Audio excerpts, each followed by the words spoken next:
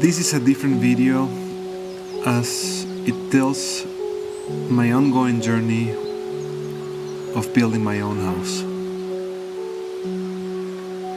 I never thought I was gonna do it until I met people that inspired me, a deep desire to live simpler and change the pace of my regular life.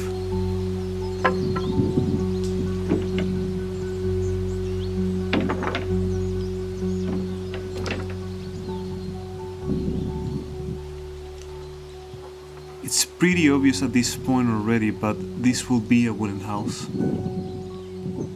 I'm using a combination of the American style of wall framing and the carpentry of a traditional Japanese roof system.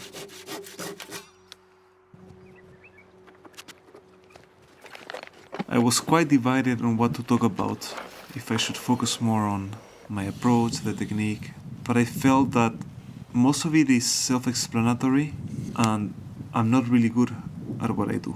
So talking more about the context and my life and the position that I found myself could be more interesting.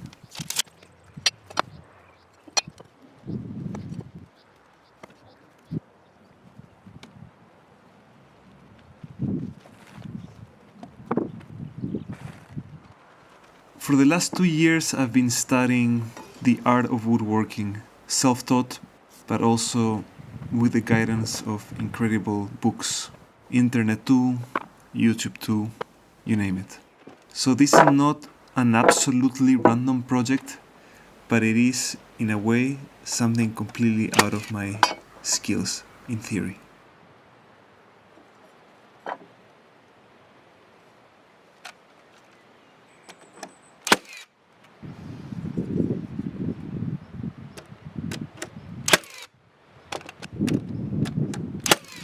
I'm gonna try to get a little bit more technical about the process of this house construction.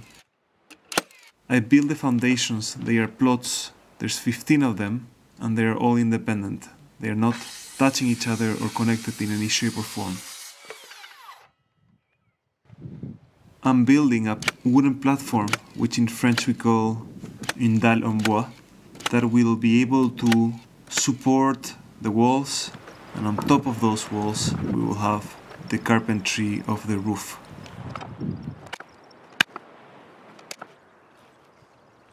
Here's the bones of the house. This is modeled on SketchUp and then rendered.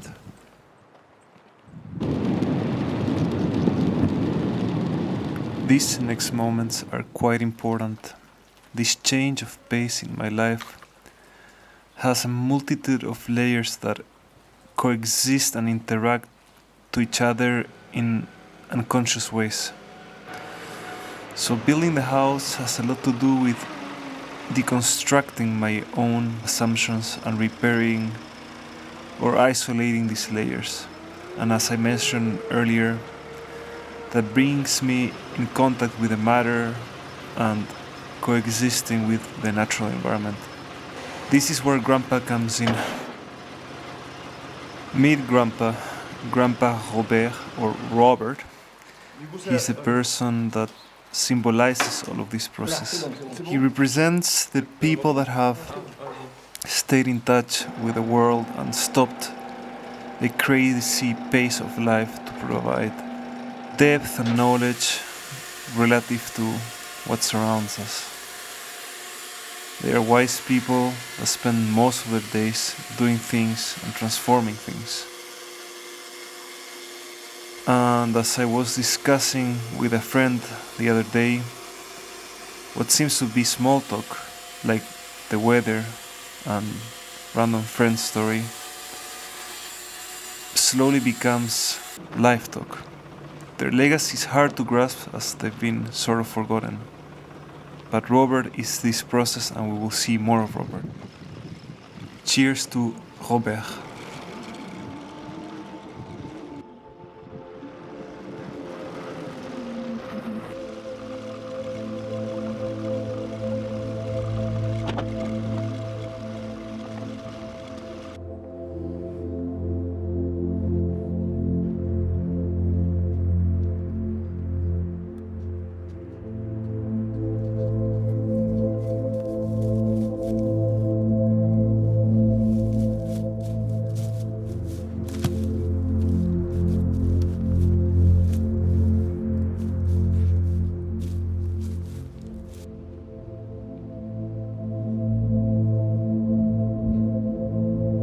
showing that organizing the worksite is very important.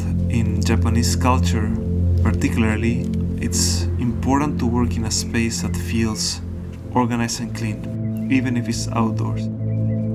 So I do spend probably 1 hour a day cleaning and organizing things. And it does feel like multiple people are working on the worksite instead of only one person. Try to keep it clean, it will help your mental and resilience to keep going, because things will be more in check.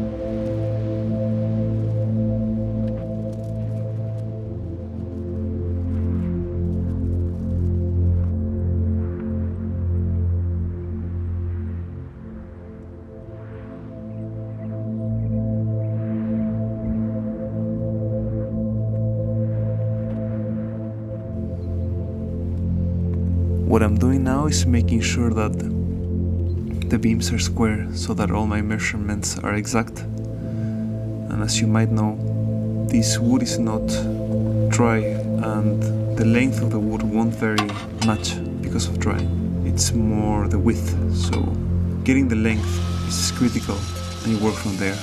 And also I've made sure that my blade is squared, because we take it for granted, but you need to make sure that, especially if you have a Carpentry circular saw like the one I have there, it's square relative to the plate. Don't trust the zero.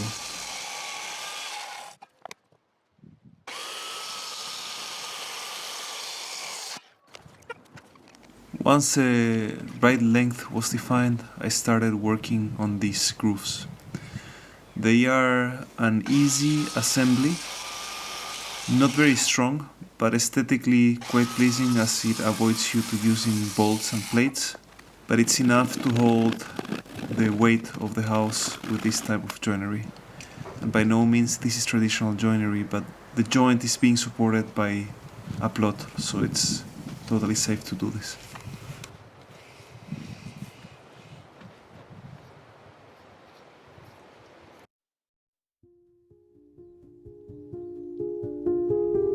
Maybe I do over dramatize the fact that I work alone, but I mostly do. 95% of the time I'm by myself. But there's that 5% of the time that it's actually critical to have someone.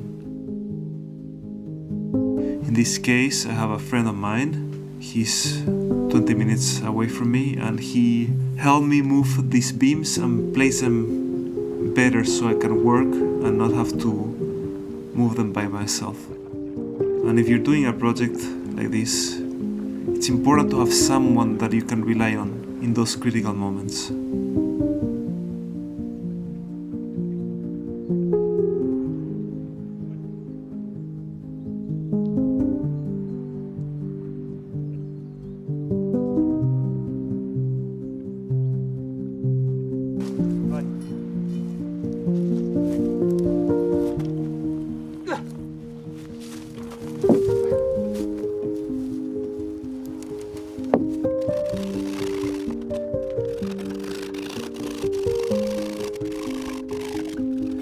For some reason, I think that working with hand tools goes hand in hand with the fact that I like to spend a lot of my time by myself.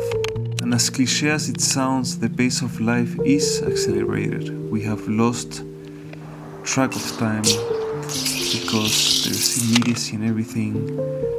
Things are instant, which they weren't before. And this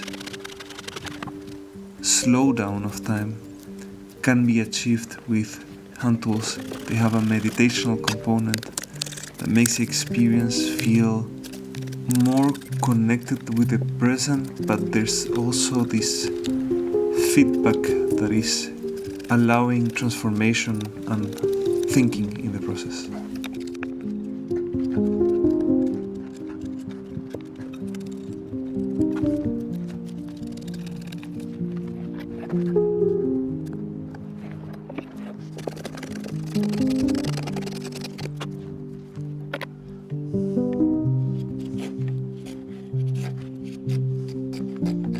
once my main cuts were done, I spent some time refining them with hand tools, as once this is done, it will stay there for probably 100 years.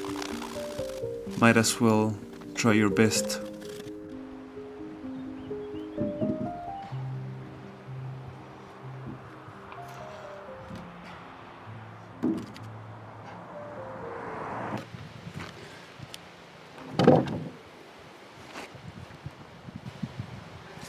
First fit is pretty good.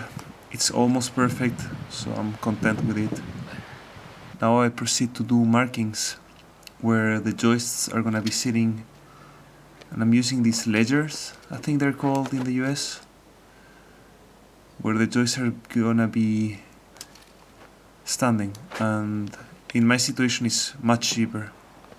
The ledgers are like $200 and the U connectors that will replace that are around 800 or 900 euros, and it's just putting a lot of nails, and maybe it's not as strong, but it's enough for my situation.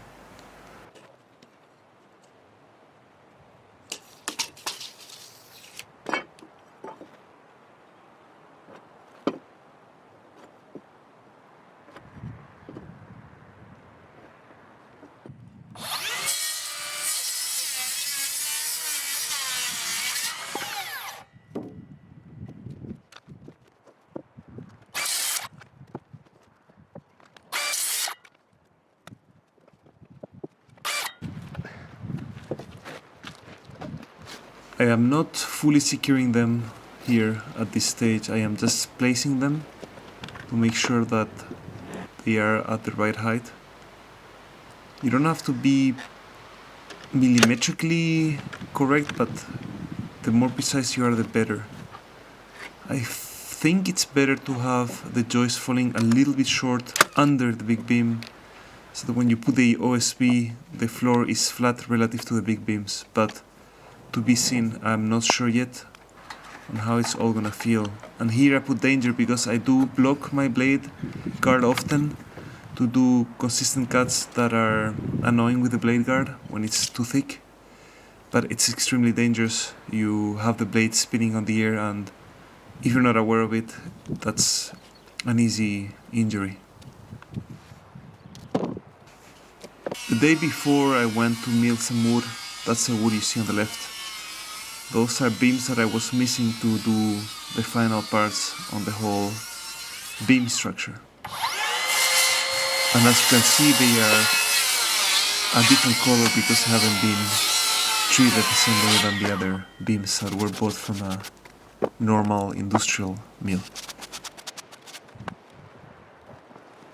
It's funny how you explore different options to find solutions to what seem to be simple problems, but I am trying to move this beam until I find a much better solution, which is just to balance it out on the little cart.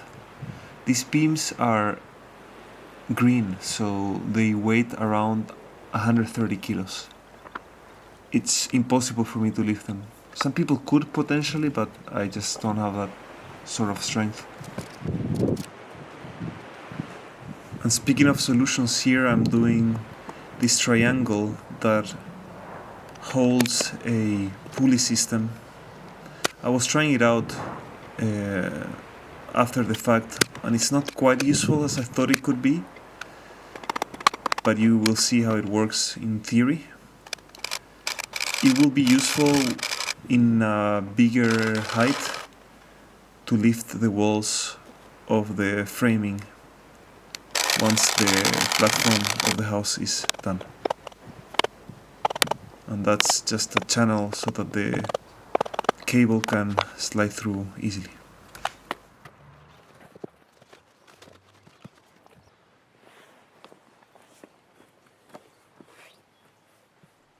We're approaching the end of the video, but this is just the beginning of a long journey that we have ahead.